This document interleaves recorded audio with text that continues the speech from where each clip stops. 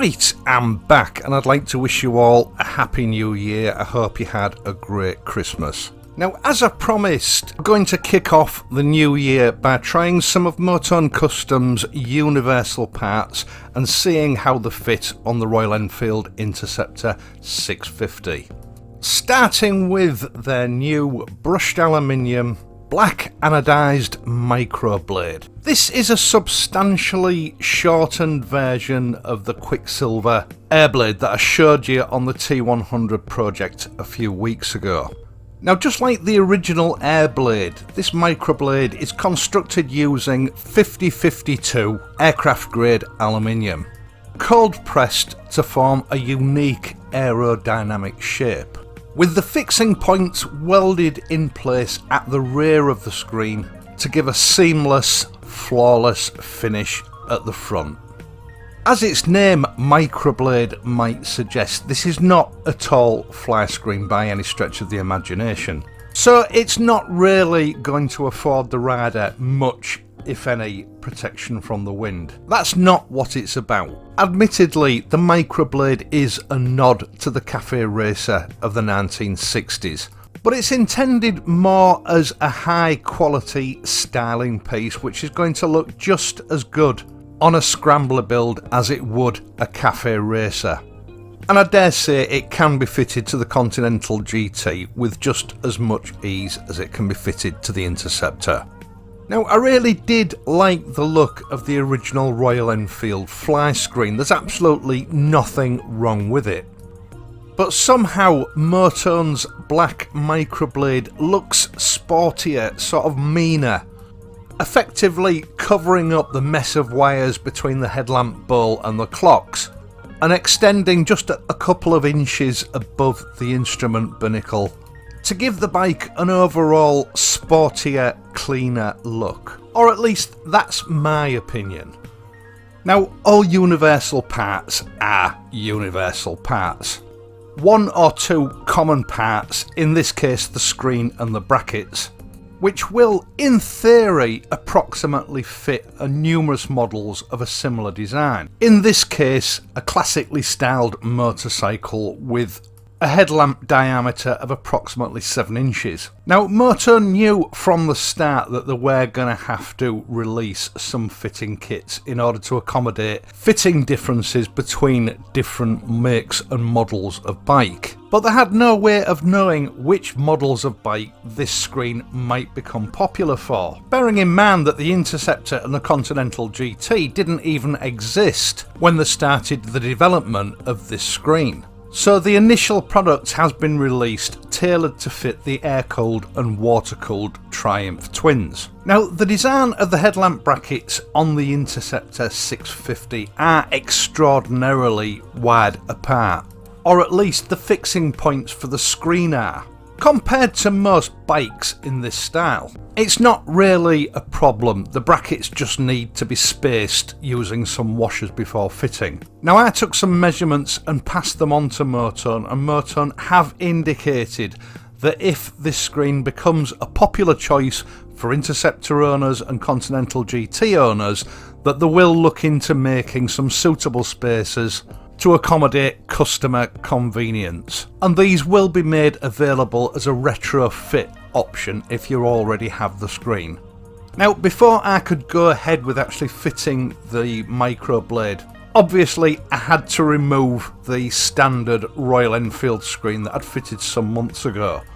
This is quite a long, involved job because fitting and removal require quite a lot of work, removing the front indicators and then refitting them. Obviously, if you don't have the Royal Enfield screen, this is not a process that you're going to have to go through, so I'm not going to include that in any detail in this video.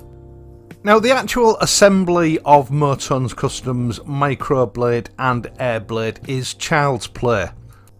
All the required fasteners are included with exclusion of the spacers, consisting of two rather stylish brushed stainless steel brackets and the required stainless steel bolts and fasteners. On the whole, a far less complicated experience than the Royal Enfield version.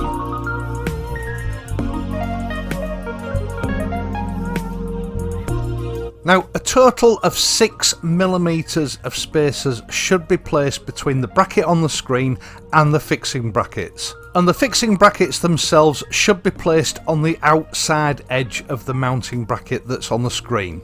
Now, I had to make do with what washers I had to hand, but it might be worth you visiting a Motor Factors to get some appropriately sized washers to provide you with the best aesthetic effect. Once your screen has been assembled, it's then simply a matter of unfastening the headlamp fixing bolts one at a time, placing the brackets on the outside edge of the headlamp brackets, and then replacing the bolts, tightly fastening it in place.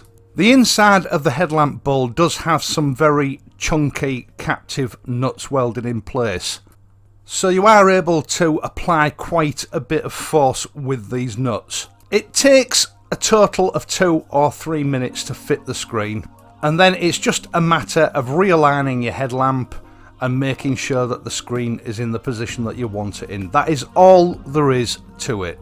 Far easier than the Royal Enfield version. Now, some people are going to like this screen, some people are going to hate it. It's all down to personal preference. Personally, I love it.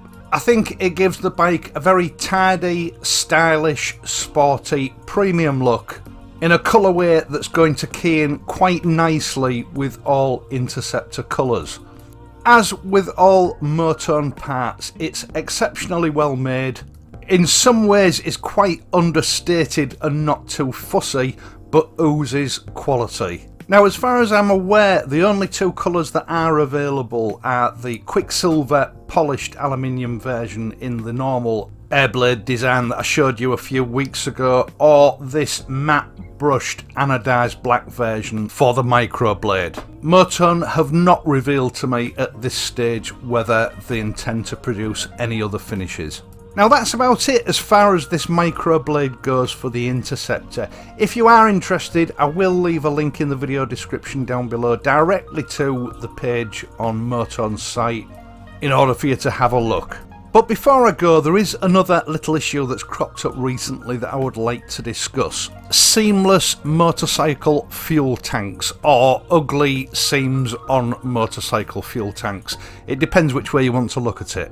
Now, I'm not really sure how or when this really became an issue for people.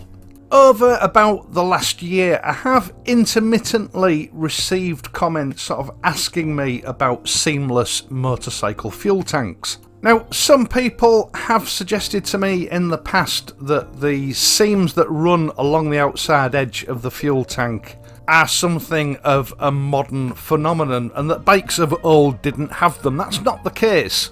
This is the way all metal motorcycle tanks have always been made. 99% of all motorcycles ever produced have their metal fuel tanks constructed in this way, with the weld along the outside edge and running along the bottom of the tank. That's the way they come.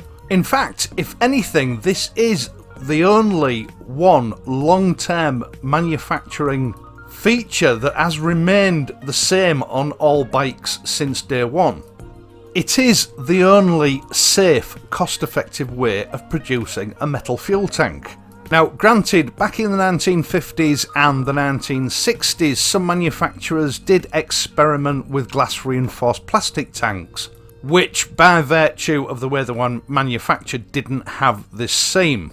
Unfortunately, as it turned out, this wasn't the best material to make fuel tanks from, and they developed cracks and started to leak, which obviously became a major safety issue. So much so that the Department of Transport here in the UK banned plastic tanks on motor vehicles for about 2 or 3 decades. I also believe that some manufacturers experimented with ways of construction that allowed them to hide the seams.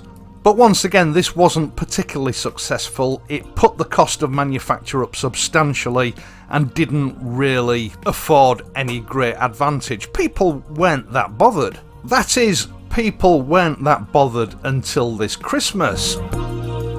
As I've said in the past, I have had comments asking me for ways of hiding the seam on these bikes intermittently over the last year or so. Not just the Interceptor, but also the Bonneville models. Now, in the case of both manufacturers, there's nothing particularly unsightly about them. They're pretty much the same as they've always been. They've made a neat and tidy job with it. It's how fuel tanks have always been. I don't understand how this has suddenly become a thing. Now, over the Christmas period and well into the new year, I've received messages, emails and comments on various videos asking me if I can recommend some sort of rubber or plastic U-shaped channeling or trim that can be placed over the seam in order to hide it or tidy it up. Now, I gave more or less the same reply to everybody, but it got to the stage where I just stopped responding to these messages because it got a bit out of hand. I was quite literally receiving 2 or 3 requests for this suggestion per day. Now, like I've said, I don't understand how this has suddenly become a thing, but I would advise extreme caution. During the 1970s, 1 or 2 manufacturers experimented with using this kind of trim in order to take your attention off or hide the welded seam on the bottom of fuel tanks. One in particular that springs to mind is Honda. Now, they didn't do this for very long. I think they discontinued it after about 2 years. And really, I have to say, common sense should have prevailed before they tried it. Because this type of trim is just a magnet, a trap for dirt, grit and water. So don't do it. It will damage your paintwork in a fairly short space of time. This will quickly lead to corrosion and will greatly reduce the total lifespan of your fuel tank. Honda ended up with a record amount of corrosion claims on the fuel tanks during that period and after. And not only that, in my opinion, it draws your attention to the seam. It doesn't hide it, it doesn't tidy it up, it just looks odd. So for those of you who asked me this question and didn't get a response, this is my official response. And the only other advice that I can give you is that if you don't like this traditional feature of all motorcycles and you can't live with it, sell your bike and buy a motor car. Right, once again, thank you so much for taking the time out to watch this video. I sincerely hope that you have enjoyed it and found it useful. If you have, please leave a like and subscribe to the channel. I will of course be back on Friday, so until then, ride safely and I'll see you soon.